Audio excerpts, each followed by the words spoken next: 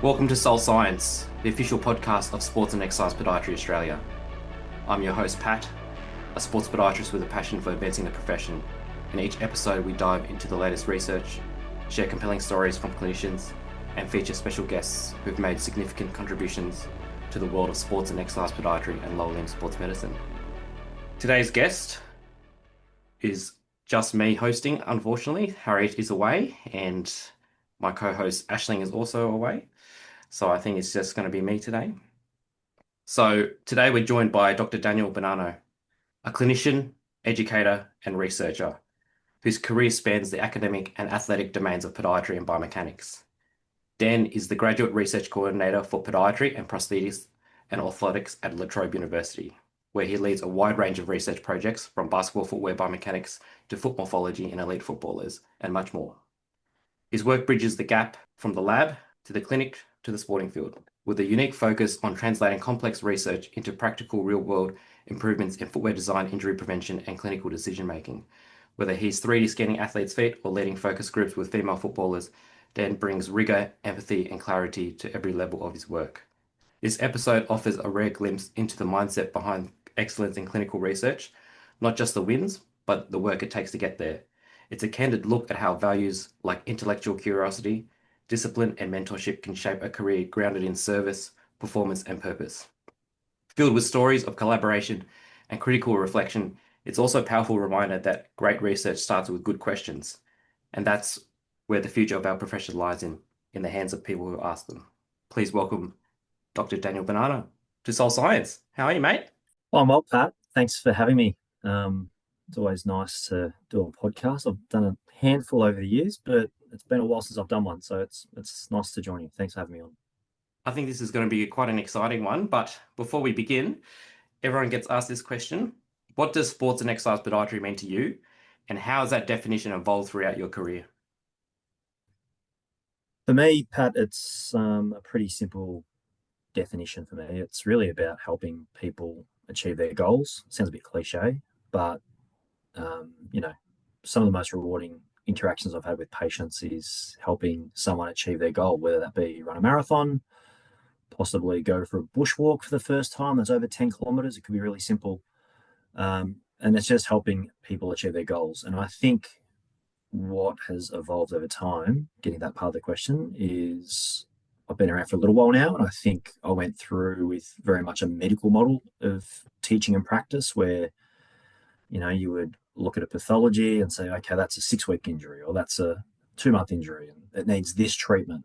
And there wasn't really much emphasis at the time put on the person, their beliefs, their psychology, their goals, barriers to some of the treatment options you might be providing them with, and so forth. So I'd say, what's evolved is I probably try and treat the whole person now, which I'd like to think most people do. That's just contemporary practice. But I don't know if I was doing that really well when I first graduated, which was nearly 25 years ago. Before we So yeah, get back into when you first graduated, at what point in your career did that moment spark for you, where you're looking at someone's goals, you're looking at the person as a whole? I think it might have been when I started dealing with mainly, this might sound a bit silly because I should have probably learned about this earlier, but dealing with professional athletes where they might have had really stubborn views, what I thought were stubborn views, really fixed views on certain things. Yeah. And my mindset was, no, no, no, you need to be wearing this football boot because this football boot is better for you, or you need to be wearing this foot orthosis. And that was probably the first time I had a bit of resistance to a treatment that I thought was pretty straightforward choice. But I needed to learn and understand that they had strong beliefs around performance, around fit. They probably had bad experiences previously and therefore had made up their mind about certain treatment options that they didn't want to have anymore. So I think early on when I was confronted with a bit of resistance to what I thought was a very straightforward treatment option or treatment pathway, was stepping back and trying to understand why they'd taken that position, what were some of their previous experiences, why do they believe Yeah. what they believe in, and then try to work with them to get the result, which is ultimately help them achieve their goal, which typically is managing an injury or preventing a future injury or Sometimes their main goal is performance over injury. It's how do you let me perform? I'm happy to deal with some pain. I don't mind a bit of a risk in injury if I can perform at a certain level. So my goal is always about preventing injury, reducing pain. Probably didn't really have a mindset of balancing that goal with maximizing and optimizing performance until I started dealing with probably higher end athletes, Yep. and that really changed my thinking. I think. Wow. Well, let's rewind. How did you get into podiatry in the first place? What drew you to study it?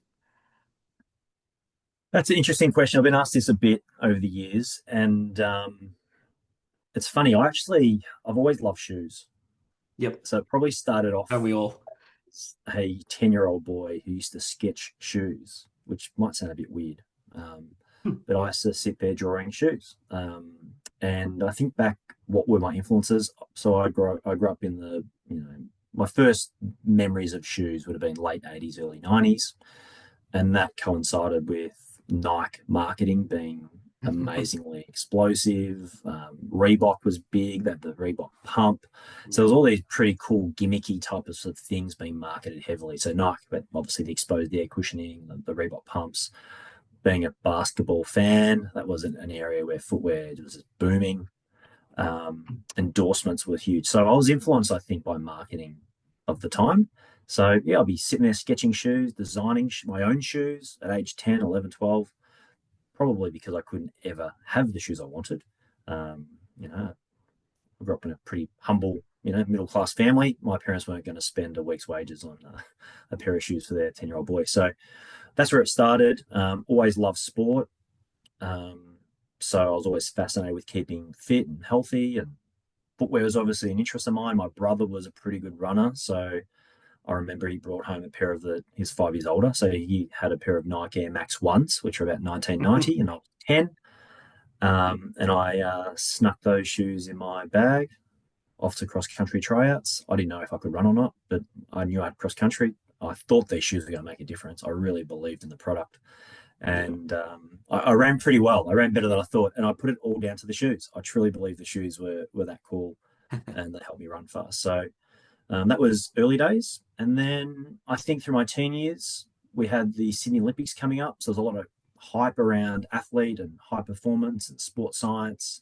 Mhm. I remember seeing a documentary where they were doing gait analysis on a sprinter, and they were talking about how they're going to change the runner's mechanics to improve their performance. And at the time, I was doing PE, and one of the topics in PE was maximizing sporting performance and innovation in sport. So I think all these things sort of just pushed me into health, sports science. I love Yeah. shoes.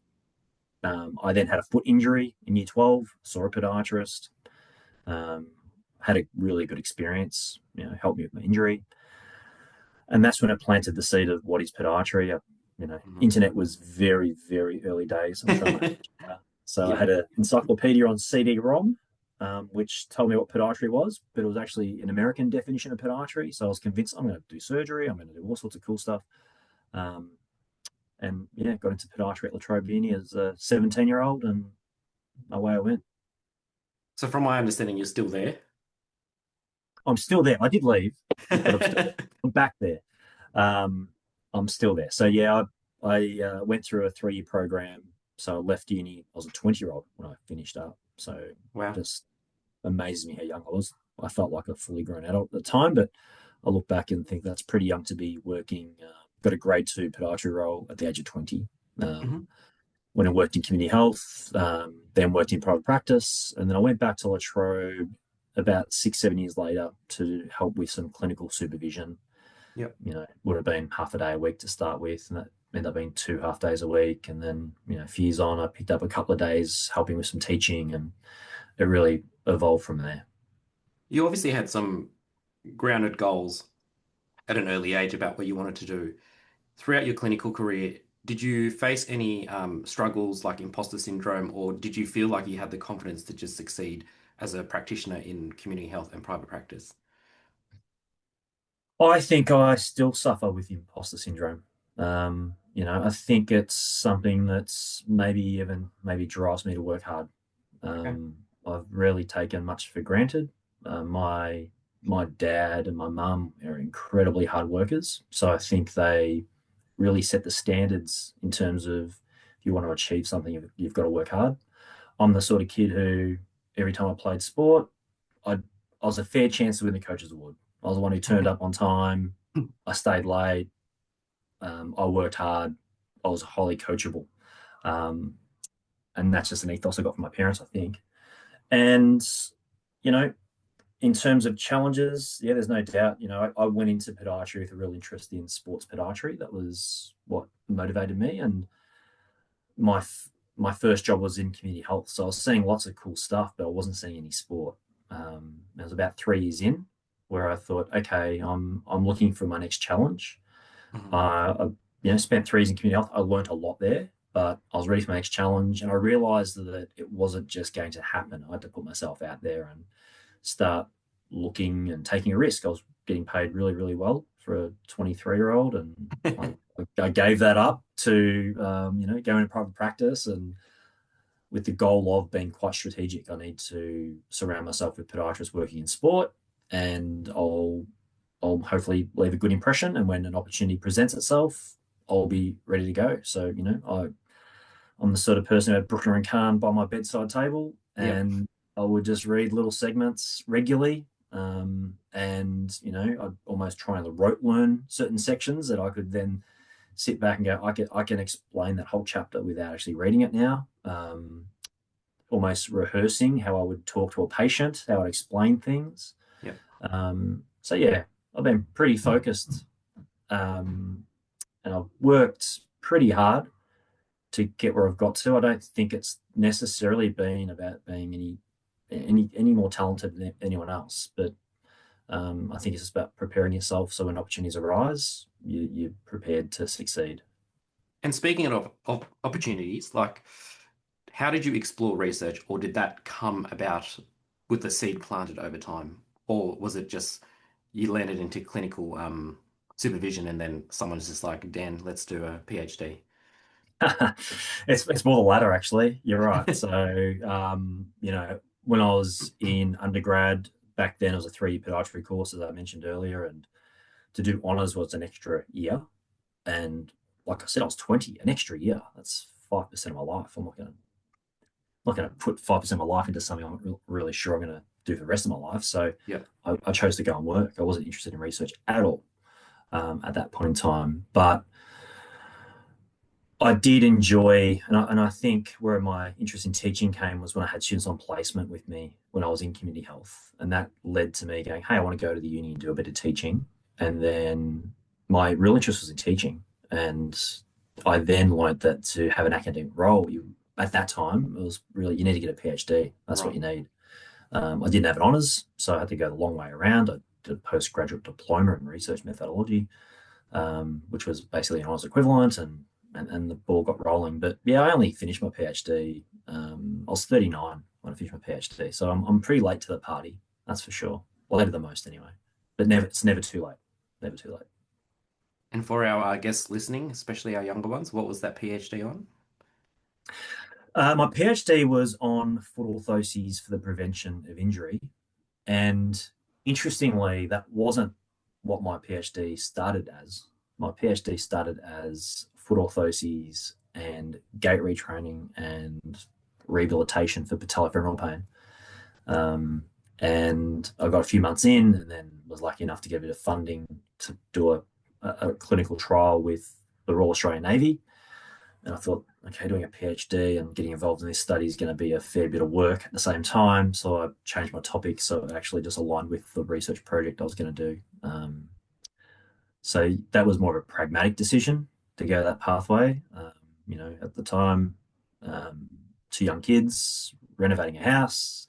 Um, it was a tough decision because the reason why I took so long to do a PhD was I wanted to change the world. I was looking for a topic that would change the world. And of course, I realized there's a lot of projects to be done to make a huge change. So after waiting for so long, I decided let's just do a topic that I can be quite pragmatic. I'll get it done.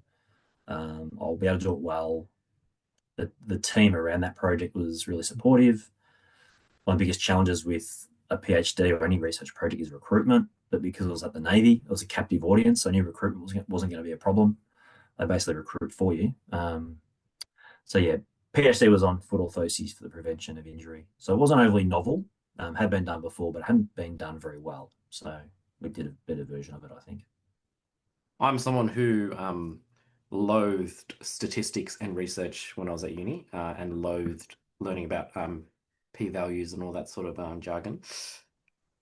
Pre-PhD for yourself and then post-PhD, how do you kind of see the research world, and how did that experience influence how you see research and how it's applied to practice? Because I guess a lot of feedback that we sometimes get from podiatrists or any clinicians really is the research is so far behind where practice is, or it's too far, way too far ahead where practice is.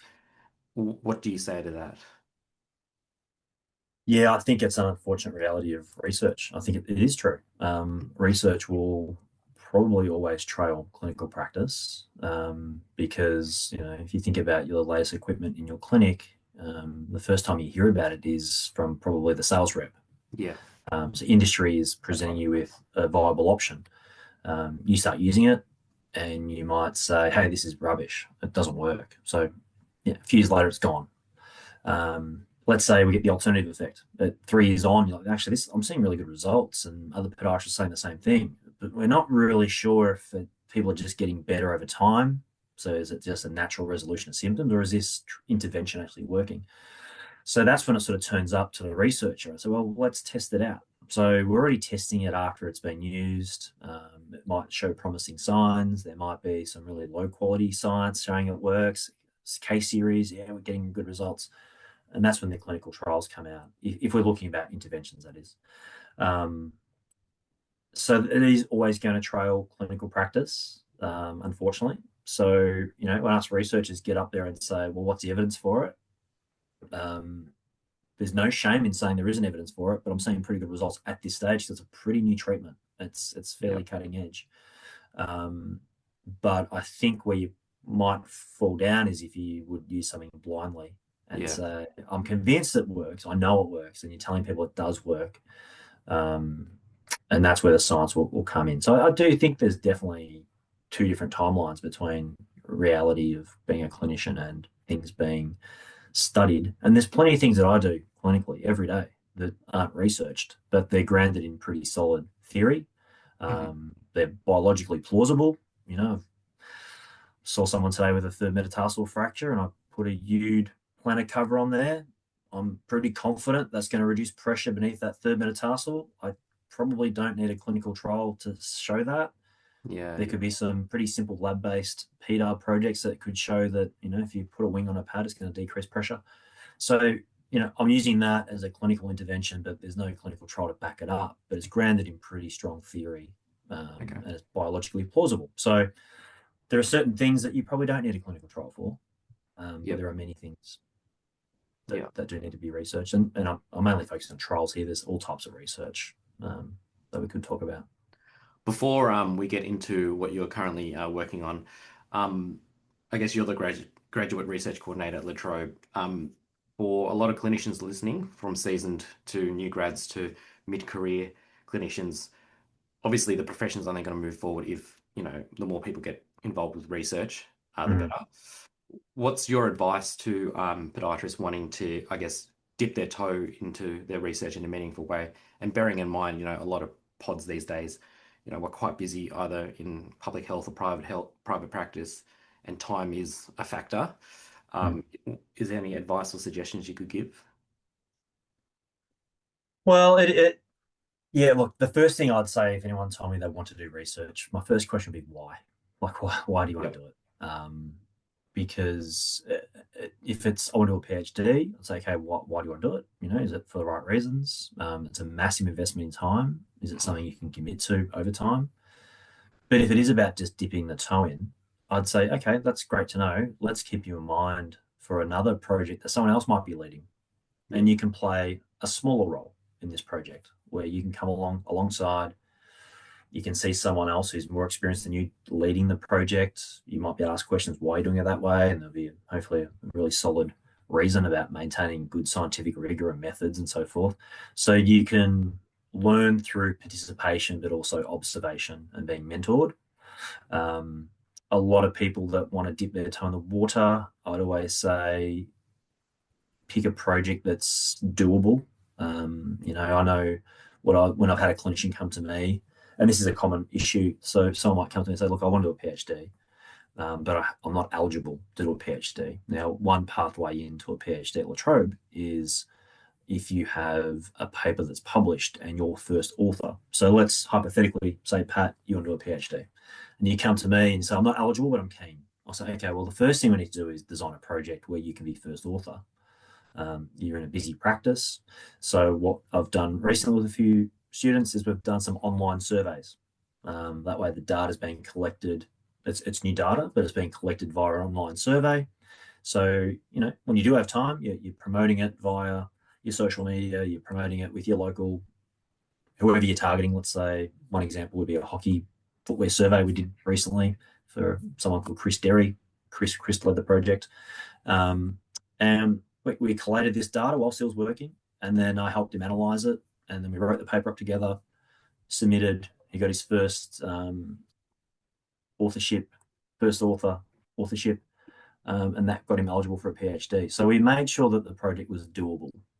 It was in an area of interest for him. He was highly engaged with hockey. He was a hockey player. He's connected with the hockey community. So in that example, we picked a topic he was interested in, and it was highly achievable. From my perspective, being an academic, I'm happy to get involved in that because I figure if someone gets halfway through and they run out of steam, I can probably finish that project off. It just won't sit on the shelf Right. and not get seen through to the end. Or the other one would be tap in with academic and see have they got any data lying around from an old project that they don't have the energy right now or the time to do use it, and they might be happy to hand it over and say, well, I'll mentor you on how to use this data, but you can write it up. And that's another method that we've used at La Trobe. So I think starting off with something that's of interest would be helpful, particularly if it's original research and one that's clearly achievable. So some of the questions we ask as clinicians are like really, really big questions. And you go, okay, with my research hat on, that gets answered in 10 consecutive projects. That's basically 2 PhDs worth of projects. What might be a simple question is a pretty Yeah, of course. complex solution to answering it. I think that's really good advice, especially for younger clinicians or anyone who's interested in research, where, if there's a burning question to kind of nut it out or dip your toe in and help someone else's research and kind of get a feel for if it's actually for you. So I think that's important advice. But more to the stuff that you're doing at the moment, I'm hearing Mhm. rumors of some sort of basketball comparison from low to high cut. Uh, do you want to dig it a little bit deeper here for us, Dan? Yeah, so I get to go back to those sketches I was doing when I was 10, where I was drawing basketball shoes. So finished my PhD 2019, and until that point, I'd largely done well, research in a few different areas, but mainly foot orthoses. And I decided I wanted to, change direction slightly. I was going to use the word pivot, but I thought that might be um, so a bit of a pun. So I decided I wanted to actually go into look at footwear. And when I finished my PhD, I sort of sat back and said, okay, what am I interested in? What's potentially fundable? Um, and what's achievable? And look, footwear is potentially fundable with industry, but in podiatry, when you think about what's easily funded, it's mainly research around the diabetic foot and high risk foot, and that's not an area I'm. I don't have any knowledge in that, or very limited knowledge. We shouldn't say no knowledge, Okay. but that's not an area that I would be even close to being an expert in. So I said, okay, I'm going to put the funding part aside. I'm just going to pick something I'm really interested in, and I love shoes, always have, and I love basketball. Um, so I thought, let's start with basketball. I was quite a realist. I know that a lot of the running shoe research has been done in really big labs and big teams, and they've Yeah. got industry funding. I'm just a really small player entering the footwear area. So I said, I'm going to dabble in an area where, there's not a lot of research being done. There's lots of questions to be answered. And I just started with a really simple question around high cut versus low cut shoes, um, just as a starting point. And what was the question you were asking? What are you expecting to find? Well, I guess what I tried to do, Pat, is I sort of stepped back and I thought, well, what does the athlete ask? What are Mhm. they trying to decide? And quite often the decision would be based around athletic performance and injury.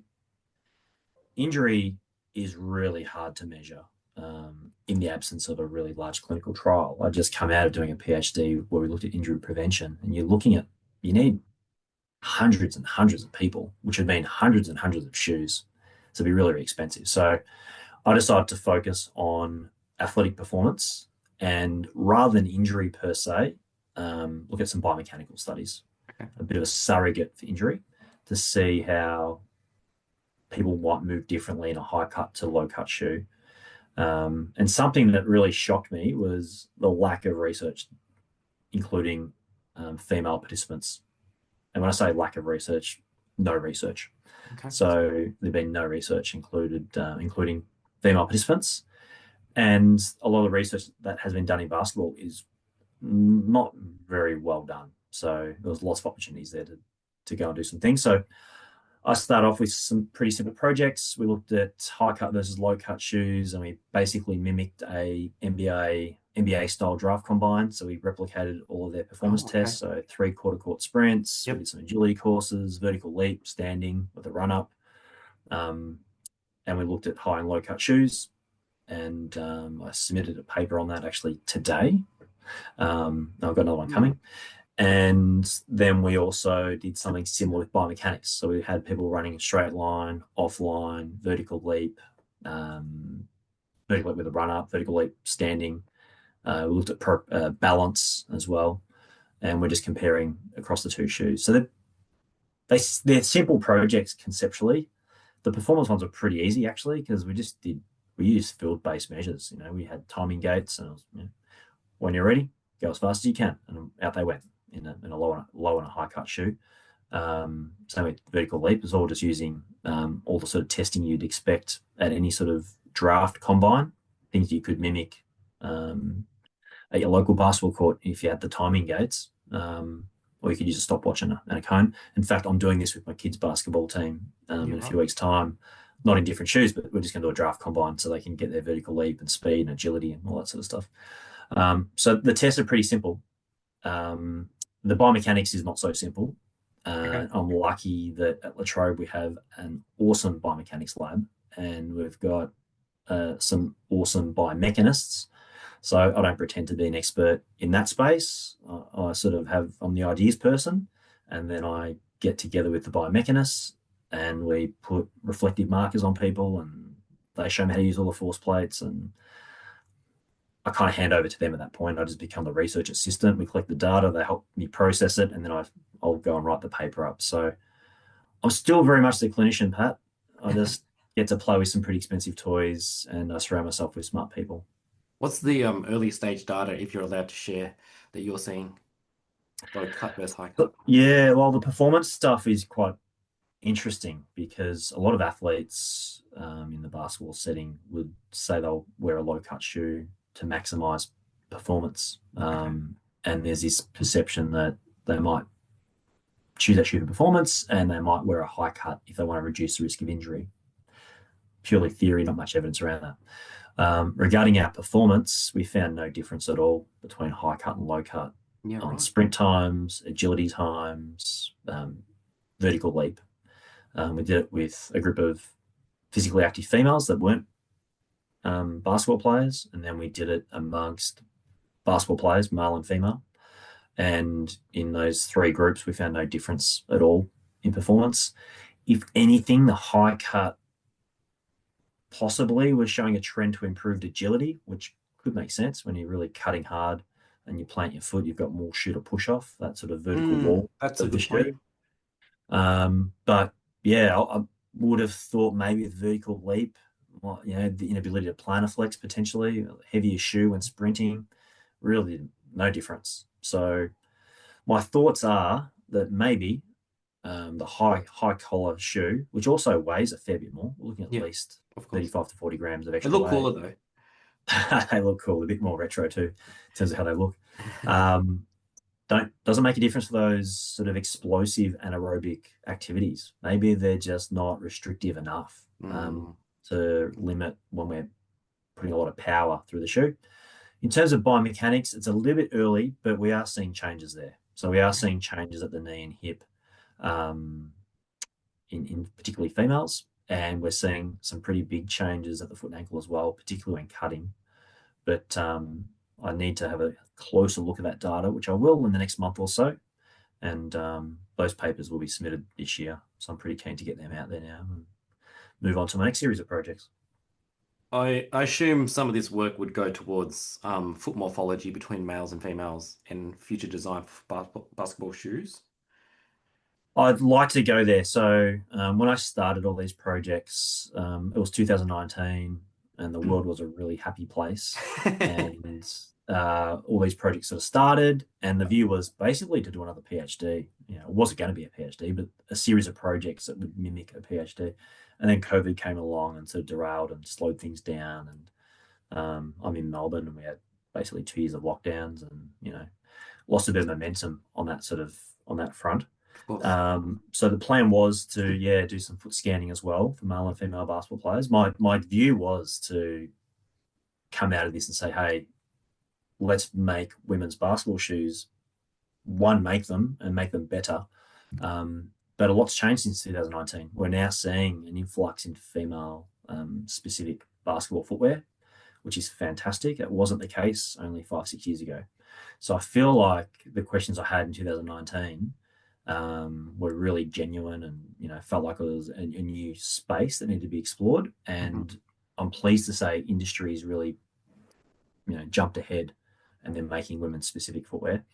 I'm not sure how grounded in science they are, but they are producing some pretty nice product. And interestingly, Pat, the most popular shoe in the NBA right now amongst players, apart from wearing Kobe Bryant's, which are well over 10 years old, the next popular shoe is the Nike Sabrina, which is actually designed for women, and yet Right, it's the okay. most popular shoe amongst men for shoes that are currently available in the broader market. So um, interesting. It's interesting that they finally start making women specific shoes, and men are actually wearing them, Yeah, right. and it's their favorite shoe as well.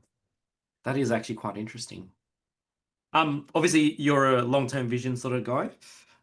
You had questions from the very start when you're doing research, and then it evolves to more and more questions. So you're opening up a massive can of worms, which probably in your lifetime you'll never get to answer everything. Mm. What motivates you to kind of keep asking those questions and applying, hard work to this research? Yeah, look, I'm naturally quite inquisitive. So I think I'm always asking questions. Okay. And maybe, going back to the imposter syndrome, I think I always doubt things, always asking questions. Why? Could it be done better? Am I doing this the right way? So that might feed into the fact that I'm always asking questions. Of course. I'm getting a little bit better. It's taken me a long time, but I'm getting better at being more selective on what projects I start, because I am guilty, Pat, of having too many projects on the go at once. And the reality is, I only get 1 day a week to do research in terms of my workload. The rest of it's teaching and other service roles. So I'm starting to get better at saying, I've got 1 day a week to do research, my own research. I need to start saying no to things. So I'm very much a yes person. I get excited and agree to do lots of projects. So I'm starting to become a bit more strategic with, okay, I really need to focus on the research I'm interested in. And at the moment, that is footwear research. And there's other areas I'm interested in too, which I won't go into right now. But I've sort of starting to have a few lines of inquiry that I want to pursue. Whereas going back 5 to 10 years ago, if you said you had a great idea, mate, I was on board. Let's do it. But I realised I was diluting my ability to finish projects. I could start a lot, but I wasn't finishing a lot. So um, I'm getting better in Just that area. on just on that point with teaching, I think that takes us to our future footprint segment. Mm, I was looking at one of your more recent papers. I think this was from 2024, Motivators and Barriers for Studying Podiatry in Australia and New Zealand, a mixed method study. mm, Um, so this piece of research is quite interesting given the state of affairs in Australia at the moment with probably from COVID or even pre-COVID low student numbers Hmm. and then low graduate numbers as a result, because not everyone that starts podiatry graduates.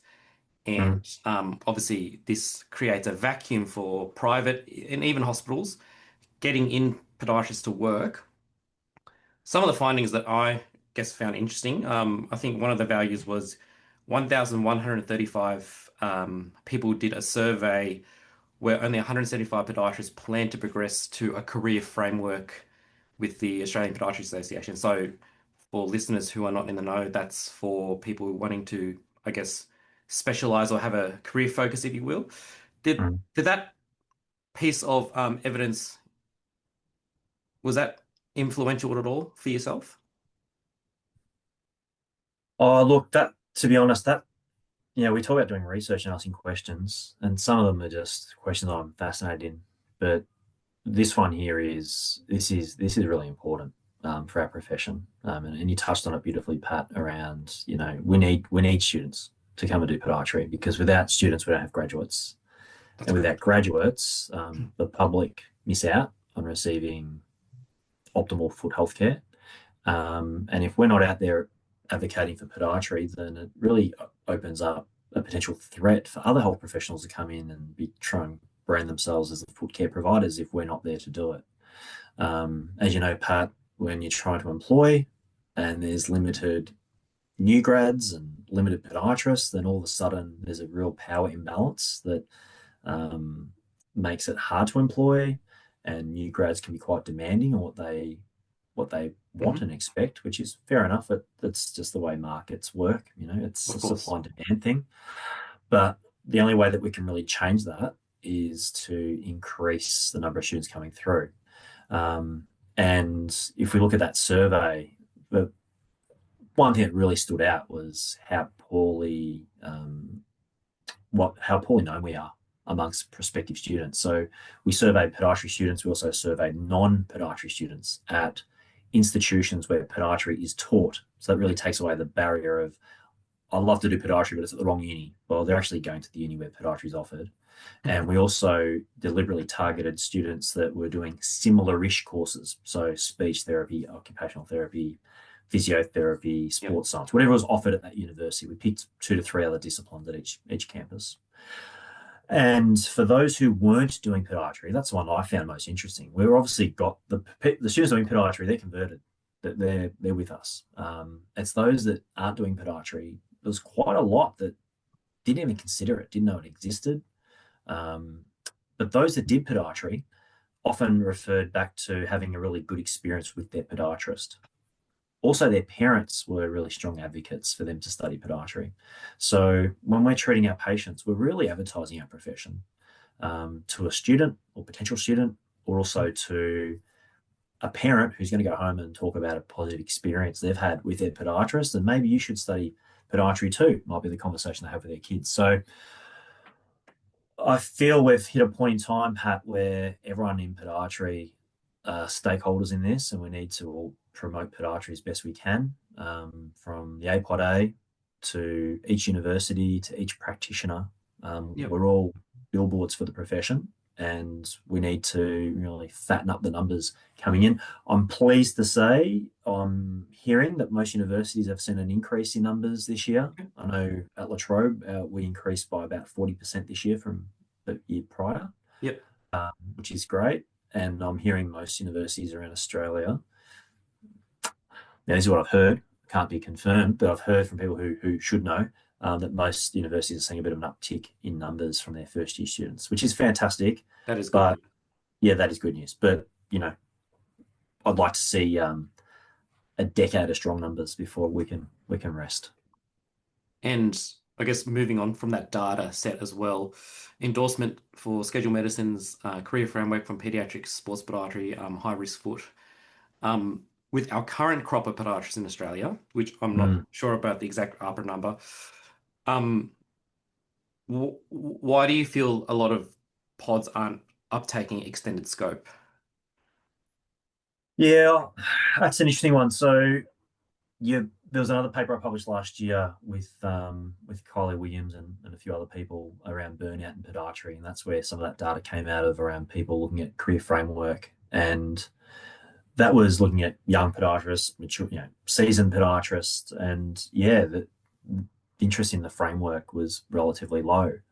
Um, and what we did find though is the people that were getting burnt out were those that weren't really engaging with CPD. They weren't going to conferences. They didn't have mentorship. They often worked as sole practitioners. They weren't connected with people. So maybe by being connected, by going to conferences, there might be this motivation to engage, upskill, develop yourself. That in turn might help improve your mood, your Yeah. um, esteem as a clinician, and then that might reduce the risk of burnout. That was a burnout paper, but that was an interesting finding in that group that only a few were looking at doing anything within a career framework. Something that might change on that front is at La Trobe, where our graduates are now coming out as prescribers, Oh, okay.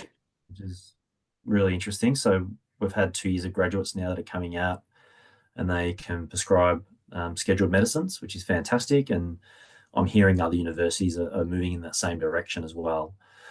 Now, I think that makes podiatry a much more appealing profession. If you can say, I can go into it and I'll study for 4 years and I'll come out as a drug prescriber, as well as being able to do all the other great things that we can do. So that question you asked, you can probably, if we ask that in 5 years' time, we might not have to ask about the prescribing part, because I think a lot of podiatrists will be prescribers moving forward, which is great. Yeah. But yeah, it'd be great if people could just invest in themselves and keep Yeah. keep doing more CPD, whether it's attending a conference. I know you're a regular conference attendee, and for me, I always just come home, one, feeling better about myself, feeling better about our profession, but also building connections. So that when I have a clinical question, I'm confident enough to reach out to people. I've had someone contact me this week that I met at a conference, and they're asking me for my opinion on certain things, and I'll do the same.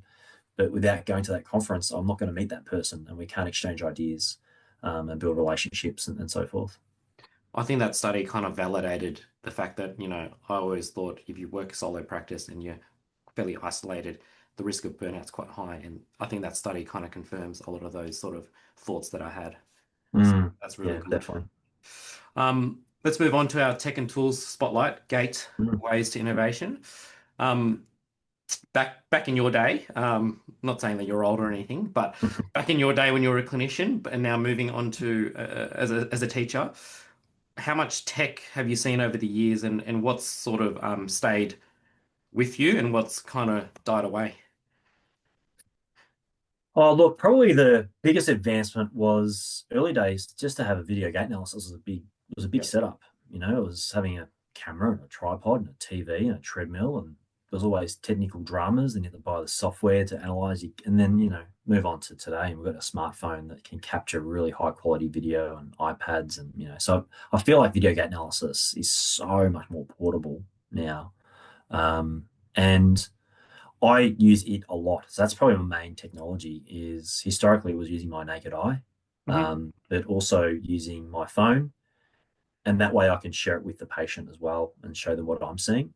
Um, and with that, you're seeing bigger picture changes. But I think if there's big picture issues, they're the ones to attack first. Let's work on the obvious stuff first. That's my general approach. If someone's weak, let's get them stronger. If they're inflexible, let's try and increase flexibility. I've got a very simple approach. It's increase tissue capacity, decrease stress on tissue. Yep. So I can decrease stress on tissue with taping, orthoses, footwear changes, whatever it might be. And then I want to build up tissue capacity. Let's get you stronger. Let's look at your load management and so forth. So I really look at the big picture stuff first. So I haven't really relied on a lot of technology, to be perfectly honest. I think when the technology becomes important is when I'm looking for the smaller things. Yep. Why has that person had a repeat fifth metatarsal fracture? I can't see anything with my eyes. What can I use clinically that's useful? Now, luckily for me, because I work at a university, I have access to some pretty nice kit. So I might, in that instance, put them on the PEDA and just see what do Yeah. you look like Peter, yeah, that fifth metatarsal is glowing. It's got a lot of pressure going through it. I can't see that with my eyes, but the PDAR can measure it. Sometimes, Pat, though, you take the insole out of their shoe and the insole's really compressed under that fifth metatarsal. And you go, okay, the PDAR's measuring it, but the insole's also telling me the same story. Yeah.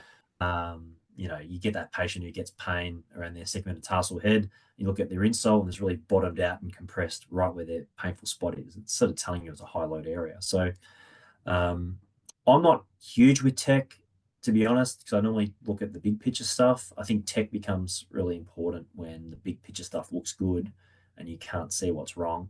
Mm. I'm starting to really appreciate the value of using like valve equipment to measure Yeah. Like the force strength. plates, the dynamos. Yeah, exactly. Yeah.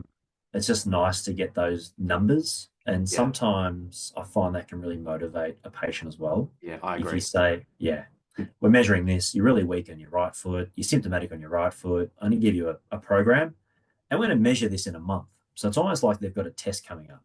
I'm sure that motivates some people. I'm sure it probably doesn't motivate all people, but particularly amongst athletes, they're pretty competitive. Of course. They like that sort of stuff. Yeah. So I find that's really useful. I've got a PhD student looking at runners with and without shin pain. Medial tibial stress syndrome is what we're looking at.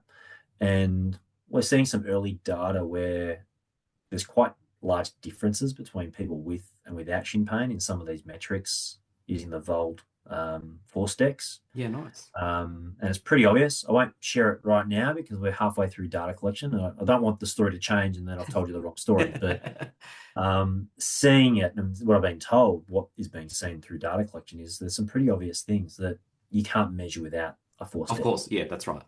I agree. So things like reactive strength index and things like that. So, for someone who hasn't used a lot of technology, I think it definitely has its place. And I would just say, just because you've got the expensive kit, though, don't forget about the low hanging fruit that you can carve off with that kit. Looking at someone's training load, their Mm. footwear choices, their rehab, all the basics. Get the basics right. Look, I think that's a really good point. But I guess what's your coaching philosophy with, say, your second, third, and fourth year students who go on placement and they see the end result, they see the fancy, the sexy tech, and then Mm. they bring it back to uni, right? And they don't see the journey and the process of what those practices or clinicians had to go through to kind of implement it in that way. How do you sort of coach and educate our future professionals in that sort of context? I think what we really bring it back to is clinical reasoning. So I feel like without that, everything else really falls apart. So using technology, using simple things like Dopplers, using things like a monofilament in isolation, you're doing a test and you're going to get a result. But what does that result mean in the context of the person Yeah. and the injury and their history and whatnot? So I know it's really tempting when you have new kit that measures and produces cool numbers, but what do those numbers really mean? And Yeah. what do they mean for that person? So I think what we try and do with the student is everything's a tool. Let's just bring it back to clinical reasoning. Everything's in the context of your patient. If you and I, Pat, jump on a force deck and we produce the same numbers, I might be at risk of injury and you may not be because I might play basketball and need greater levels of, reactive strength than you do. But it could be flipped the other way around and you're a marathon runner. Maybe you need greater strength or endurance than I do. So just saying these are normal metrics, it's in the context of the athlete or the person. So we're always trying to draw that back into the student. There's a lot of individual variation amongst our patients. What does this mean in the context of that one patient in front of you? I think education's changed a lot since I did uni more than 10 years ago. Well, So, I'm sure it changes from teacher to teacher and university to university. yeah, I'm pretty big on treating the individual. So that's probably something that my students are sick of hearing, to be honest. that's fantastic. Now, normally we have another host to play this game with the guest, but it's just between you and me today. So we've got our overrated and underrated segment. So we've Okay. got 10 quick takes here. Mm. Number one, low cut basketball shoes, overrated or underrated? I'm going to say overrated because so many people wear them, thinking that they're going to improve performance, but our data showing that they don't. So I'm going to say overrated. In Okay. saying that, I wear low cut shoes myself. Number two, doing a PhD while supervising others doing PhDs, overrated or underrated? I think it's underrated because it's challenging. I think almost everything we do as clinicians is underrated. Um, so yeah, PhD is a big, big task, and whether you're doing it while supervising or not supervising, it's a massive undertaking. And that's why I said to you earlier, if someone says they'll do a PhD, and I say why, Yeah. and will this work for you? And a lot of things can happen in a PhD. They go for an average 4.5 years. So you think about what you're doing 4.5 years ago, a lot of stuff can happen. So underrated, underrated. Sorry, you're after one answer, one word No, no, answer. I no, give this you is a great. whole This is great. paragraph. Yep. Number three, choosing podiatry because you didn't get into physio, overrated or underrated? Do you know what? I'll take anyone coming to podiatry, whether they want to do it first or not. I think that is underrated because it's not happening as much as it used to.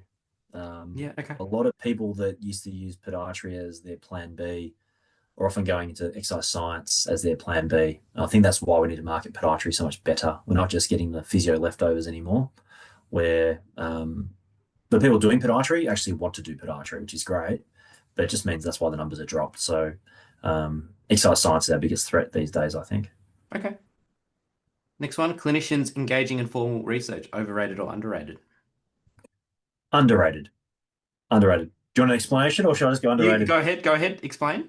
Um, I think doing research, if you did one project, it would open up a lot of insights for you in terms of what it takes, how long it takes. You have a really simple question. It can be such a complex process through getting ethics, through data collection, through data analysis and data processing and write up, and the whole publication cycle can take a long time. I've got a research assistant with me at the moment who's doing his first project as a research assistant, and he's blown away by Okay. all these little steps that are involved. Because when you read a 3,000 word paper, it all looks seamless. We collected data on 30 people.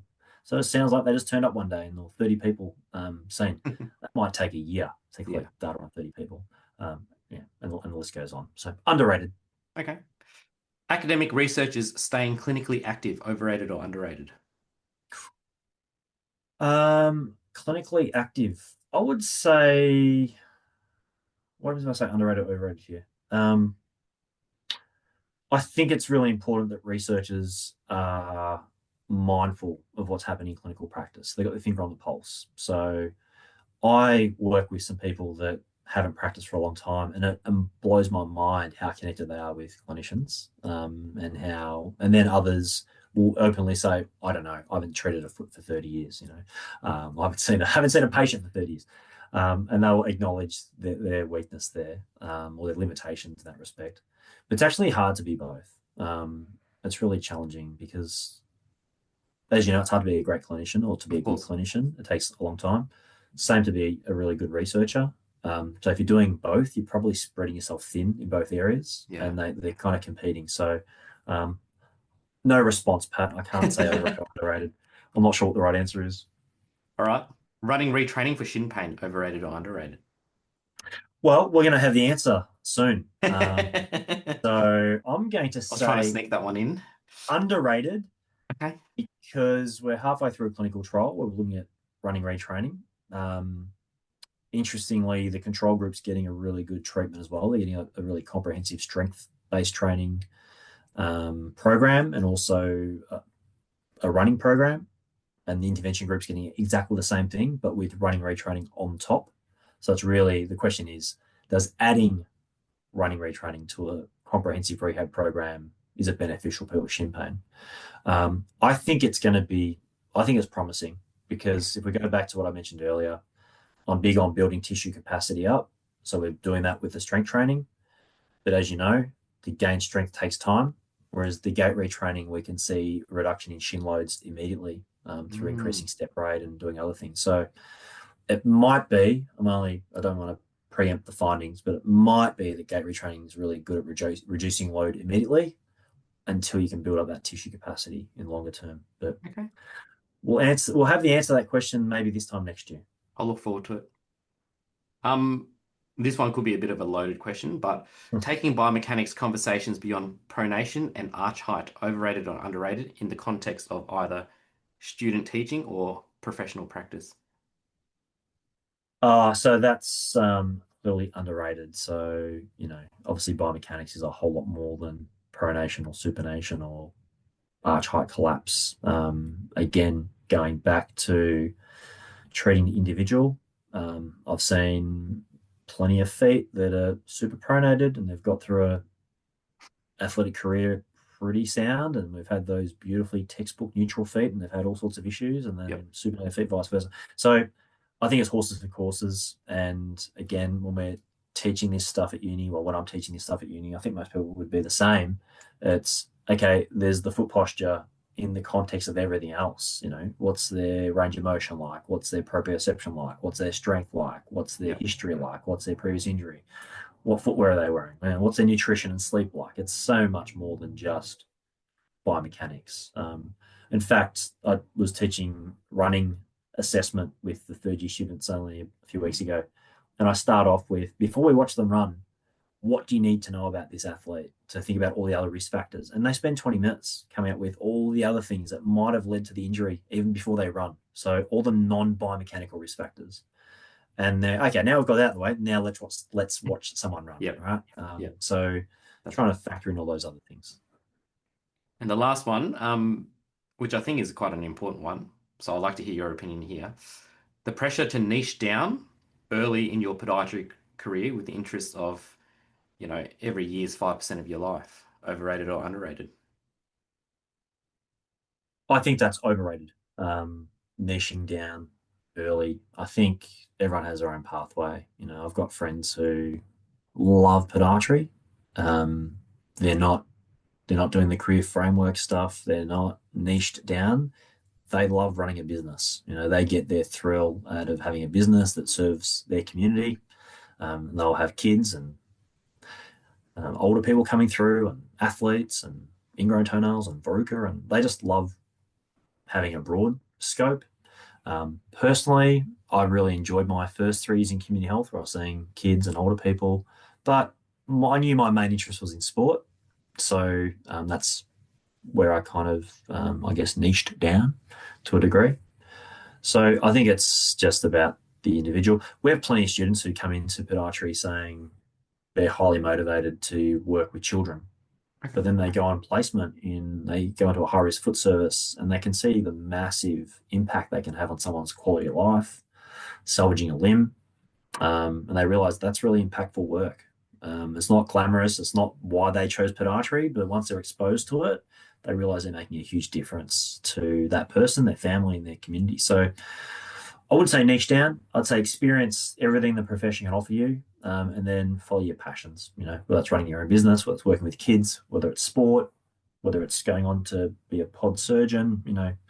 You do you, and just be true to yourself, and pursue your passions. Given your I guess holistic view of podiatry and the fact that you've had so much experience from research to teaching to clinical practice, what, in your opinion, should be the steps taken to attract more students to podiatry moving forward? I think we need to. When I say we, this is everybody. So um, I think we need to be promoting ourselves better. Um, one of you talked about that study of the survey. We actually have another paper coming out, hopefully very soon, where we asked the same students how we could market the profession better. And there were lots of references from the non-podiatry students saying, I just thought podiatry was cutting toenails on older people, or I thought podiatry was this. And there's all these stereotypes which are pretty negative. Yep. Doesn't paint us in a good light. There was very few that said, I thought podiatry was doing gait analysis, and I decided that wasn't for me. It was always, I just thought of toenails and corns, or Yep. calluses. Um, there was never a student that said, "Oh, I thought podiatry was working with pediatrics and toe walking, and I decided that wasn't for me." That it's like that was not even known that that could be something you might do, or working in sport might be something you do, or working a high risk foot might be something you do. So I think it's just really about better educating the public and particularly prospective students on what the scope of podiatry can be, Yep. what it can look like. And as I mentioned earlier, I think everyone's responsible. Universities are definitely responsible. Our associations are responsible. Every podiatrist is responsible Yep. to do that. It's a great answer. Um, you've got a lot of experience, and you are someone who epitomizes motivation and mindset. Obviously, not everyone who does podiatry has that sort of background that you've had or the experiences that you've had. What's one lesson or mindset that's kept you grounded throughout your career that you could give to our future generation or people who are either on the cusp of burnout or people who are struggling in their careers, both in Mm. research and teaching? What's one mindset lesson that you can give? One thing I would say is sometimes just stepping back a little bit. You can get caught up with your day to day and just accept that where you are is what you deserve, where you're working, what's happening in your career, whatever it might be. And something I've learned actually from football is this is something that I use in the football club, and I use it still today. Is being honest with yourself, saying where am I now? Where's my if it's about a career, you could use this for all sorts of things. But with my career, where am I now? And being honest with yourself and going, Mm, well, where do I want to be? And then what do I need to do to get there?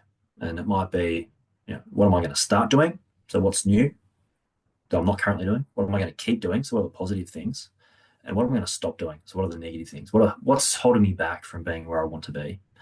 So it really starts off with that honest appraisal of where you are now, where you want to be, and what you need to keep doing, stop doing, and start doing to get there.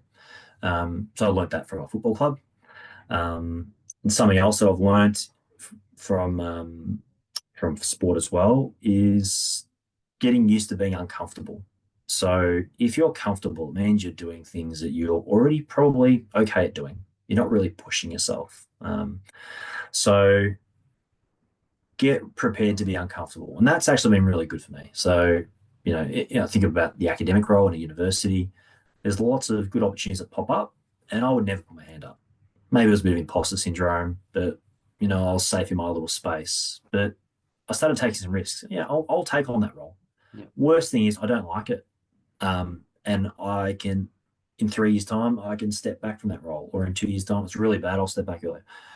That's not part of my makeup. My makeup is if I commit, I'm going to do it, and I'll do it for a long enough time. I'll give it a good go. If it's not great, that in itself is a good experience. I've tried it. Wasn't for me. I've learned something. Step back and try something different next time. So being prepared to be uncomfortable, take some risks within reason. I'm not a huge risk taker, so the risk is being uncomfortable. Being honest with where you are now and where do you want to be and what changes will you make to get there. fantastic. Dan, where can people follow your work or get in touch if they're interested in learning more or collaborating with you? You can just Google my name if you know how to spell it. That's Bonanno. And my staff profile will pop up at La Trobe. All my contact details are there. So emails there, um, Twitter accounts there. I get messages on Twitter. I get messages on LinkedIn from people. I'm not great with social media. So sometimes I get a LinkedIn message and I don't spot it for a few weeks. But if I see it, I will get back to you. Um, and yeah, that's probably the best way. And then in terms of keeping up with any research that we do, my staff profile, you know, just scrapes my research as it gets published. It sort of pops up there a few days later. So, if you're looking for some of the work that I've talked about today in this podcast, that might be one way to find it as well. Dan, thanks for coming on to Soul Science. It was a great conversation. Thanks, Pat. I apologize for the really long answers. I'm the master of giving a long answer to a very simple question. It was well received. Thank you, mate.